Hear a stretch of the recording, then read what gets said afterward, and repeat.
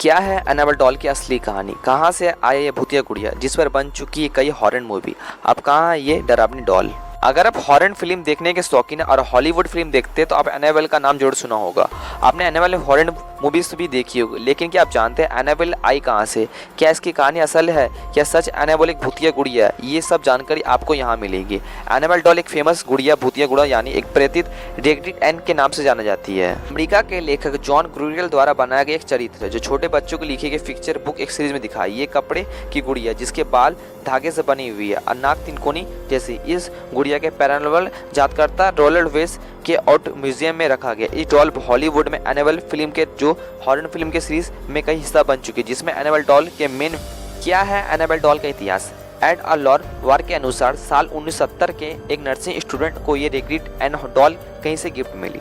शुरू में ये डॉल तो साधारण दिखती थी, लेकिन फिर वो अजीब व्यवहार करने लगी। भूत प्रेत की बात करने का दावा वाले एक शख्स गुड़िया को लेकर कहा कि वो एक मृत लड़की की आत्मा पस्टेट और एक लड़की का नाम एनाबेल बताया। जिस नर्सिंग छात्र का ये डॉल मिला उसने बताया गुड़िया उसकी जिंदगी में कई भयानक डरावनी घटनाओं की वजह बनी थी।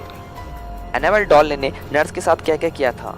कहा जाता है कि इस गुड़िया में नर्स उसके फ्रेंड का खूब डराया। उनके साथ अजीब अजीब घटना होने लगी। जो बात सामने है वो कुछ ऐसी भी थी। जगह जगह बदलती रहती एनाबेल डॉल। कभी कभी एक स्थान दूसरे स्थान पर खुद चल जाती थी। शुरू में दोनों सहेली सिर्फ इसे एक फर्क समझते थे। नर्स उसकी सहेली ने बताया डॉल के पास होती उनके शरीर में कई अंधे की घाव, रूखापन महसूस होता। लगता था कि शक्ति उनके पास आ चुकी है। कभी डरावनी आवाज आती थी, कभी कभी कमरे में अचानक ठंडी हवा का झोंका आ जाता था।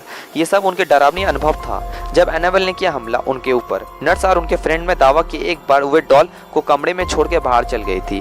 वो तो डॉल खुद कमरे की किसी वस्तु को गिरा देती तो किसी परछाई में बदल जाती थी। वहीं एक बार डॉल को अचानक नर्स पर हमला कर दिया, जिसके उसके शरीर पर नीला पड़ गया और वो उसे चोट आई थी।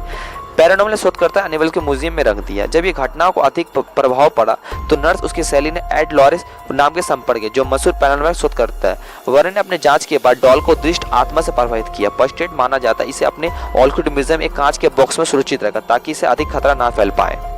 वॉरेन का ऑकलैंड म्यूजियम जहाँ पर डॉल रखी गई है वो मॉडर्न कॉन्टेक्ट। इस म्यूजियम की तरह भूत अपरित की फर्स्ट चीजें रखी जाती है। एनाबेल उनमें से सबसे ज्यादा पॉपुलर डरावनी वस्तु मानी जाती है। हालांकि बाद में ये म्यूजियम जोनिक उल्लंघन करने के बाद ही बंद कर दिया गया, लेकिन डॉल को दूसरे स्थान पर कांच में बॉक्स में सुरक्षित रख दिया गया था। जब म्यूजियम बंद हुआ था एनाबेल डॉल को वॉरेन फैमिली के संग्रहालय से यादगार वस्तु के तौर पर अलग सुरक्षित स्थान पर ले जाया गया।